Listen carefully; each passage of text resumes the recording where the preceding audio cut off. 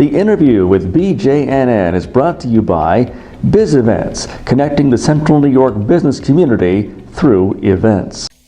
I'm Marny Nesher, president of the Business Journal News Network, and I'd like to welcome Suzanne Kondra-DeFuria, president of Potter Heating and Air Conditioning and Perrone Plumbing Services.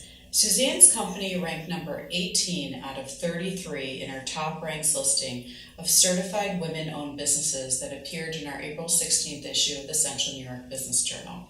This list was ranked based upon number of Central New York employees. They have 28 full-time employees with annual revenues close to $9 million. Suzanne, hi. So I wanted to start talking about Potter before we talk about you personally. If you could share with us how Potter Heating really started. It's an interesting story. Well, Mr. and Mrs. Potter started back in 1944, and we were social friends of theirs back in the 70s. And for 3 years, they kept trying to talk us into buying it. And finally, in 81, my husband at that time, we bought it. And that's where it started. She taught me how to do all kinds of bookkeeping. And at that time, my husband was a union plumber, and he taught him all about heating. And that's how it started. Well, it's a really interesting industry for you to get into, especially at that time. I mean, so tell me about you. Where did you grow up? I grew up in Eastwood, still in Eastwood. I was always involved with things, and being involved with the business, I learned how to wake up in the middle of the night and act like I was the answering service. So I just did it full time, and I enjoyed it. I enjoyed being involved with the community. It was always me with room full of men. Yeah, I'm sure it was a room full of men. Yeah. Right. I'm assuming that being a woman in this industry is quite rare. Very rare. Okay. Can you tell us your story? Well, I think because at that time my husband was involved with technical, I started with everything else, and I went to every meeting. Anything that the community had, there was a lot of minority women, and it was only me with the minorities, and we tried to get work all the time, so it was constant trying to find how we can get involved where the old boys network. Was that intimidating for you, or? It was, but I guess it probably was a little intimidating, but I don't back down from anything. So I was always the single woman in the group.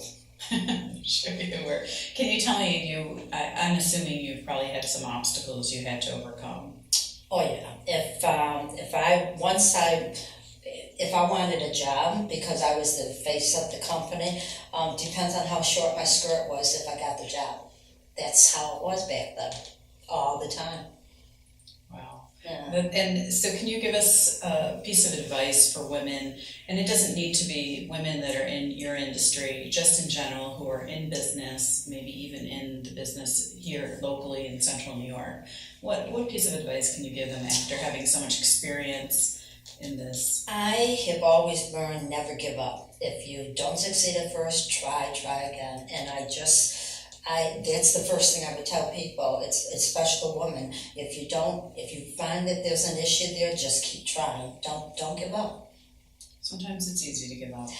Yeah, well, and some people do give up, but then there's other people that wouldn't think of giving up. Perseverance. Oh yeah. Can you tell us who your role model was growing up? My father worked for a trucking company, and his boss was a woman. And back then in the 50s, it was unheard of. And I used to go with him every weekend, every Saturday, and sometimes during the week. And I became, I guess, friends with her.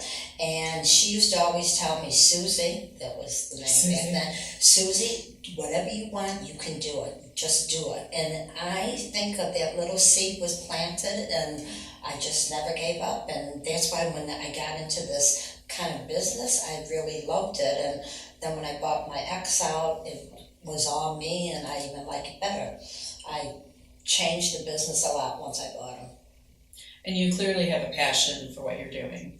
I love what I do. I love getting up in the morning. I like working. I like working with my men. I like that they know that my door's always open and they can always come and talk to me about anything. Well, that was something interesting I read when I was doing a little bit of research of communication, of how important that was. Mm-hmm. And you were sharing that your door is always open. They should never be afraid to come in. And I know in your industry it might seem a little awkward for men to come in and kind of share their problems with you. Has that changed? Not at all. We've hired a few new people, and they stand outside the door, or they don't want to bother me. I go, you never bother me. I want you to come and talk to me about anything. And does that prevent problems moving forward with people by doing that? Oh, I think so. I think they know that they can speak to me about anything, and it's even personal stuff. I'm like a mother. You know, not too many men work for a woman company, so it does make a difference, I think. Well, and it's a great piece of advice for everybody. And when you need business advice, who do you seek out? Who do you talk with? Well, now, back when, there was nothing. There was no Wise. There was nothing back when I was. Now, I'm in the WPO, which is the Women's President organization that I'm sure you know most of the people in our two chapters, and that makes a difference because I now can talk to someone and tell them my problem, and we all decide what would be the better way to handle it. So it's not one person, it's a group of people? Mm-hmm. Correct. Okay. Correct. And that hasn't changed, it's still... No, because it's been 37 years I've had the business, so I would think that if I don't know what I'm doing now, I have a problem. You're the one giving advice at this point. You're the one mentoring. Yeah, I mentor a lot of people, right. And I enjoy doing it. That's great. I mean, so you are a woman-owned business, meaning that you're certified in New York State. Was this a simple process to become certified, and would you recommend this to other women that are thinking of doing the same thing? Well, the first time I went for certification, they denied me because they said that my husband was the head of the business, and that didn't set right, and they wanted us to transfer, the plumbing different than heating, and so instead I just divorced him, and now no, carefully. But we did divorce, and I still got the certification. It's a lot of work, but I'm pretty organized, so I had everything in place, and it takes a while. I think it's a lot quicker now. Okay. Back then it was at least a year it would take. About a year. For sure. It's something you should do, I think, if you want to work with the government, especially in New York State, because in my business, it's construction. And Governor Cuomo, among other the legislators, they've changed the rules where it's now anywhere from 20 to 30% of the business has to be woman-owned. And I get a lot of work, even though they don't still want me to be on their job. If they want the job, they have to work with me. So that's been beneficial, and you do recommend then for women to take a look at it and definitely. It depends on what they're selling or what they're doing, but definitely. Okay, well that's good to know. I want to talk a little bit about your industry and how do you stay competitive in the HVAC and plumbing industry these days? Well, there's constant, because there's more and more companies coming in, they're teaching you, they're training you, they want you to buy their equipment, so there's constant training, there's constant seminars, webinars. I really check out a lot, and I have really some good people behind me. So there's always, I bet you there's not a week that goes by that you can't find something to learn.